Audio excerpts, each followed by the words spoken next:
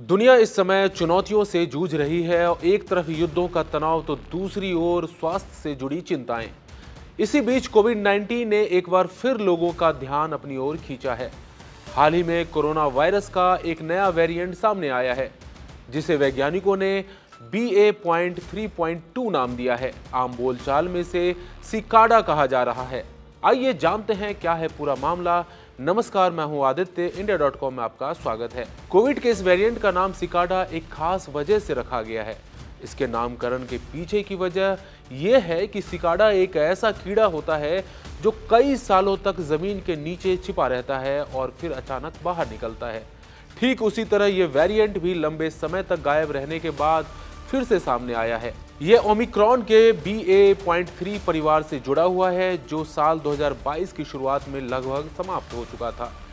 इस नए वेरिएंट ने पहली बार साल 2024 के अंत में दक्षिण अफ्रीका में दस्तक दी थी। इसके बाद ये धीरे धीरे अमेरिका, यूरोप और ऑस्ट्रेलिया जैसे देशों में फैलने लगा है। इसकी तेजी से बढ़ती मौजूदगी ने वैज्ञानिकों को सतर्क कर दिया है। विशेषज्ञों की चिंता की मुख्य वजह इस वेरिएंट में हुए बड़े स्तर के म्यूटेशन है। इसके स्पाइक प्रोटीन में 50 से ज्यादा बदलाव पाए गए हैं, जबकि मूल वुहान वायरस की तुलना में 70 से ज्यादा परिवर्तन देखे गए हैं। बड़ी संख्या में बदलाव वायरस के व्यवहार को प्रभावित कर सकते हैं, जैसे इसका फैलाव, इम्यून सिस्टम से बचने की क्षमता और संक्रमण की प्रकृति। हालांकि राहत की बात यह है कि शुरुआती अध्ययनों में ऐसा कोई ठोस प्रमाण नहीं मिला कि ये वेरिएंट पहले के ओमिक्रॉन वेरिएंट से ज्यादा घातक या जानलेवा है।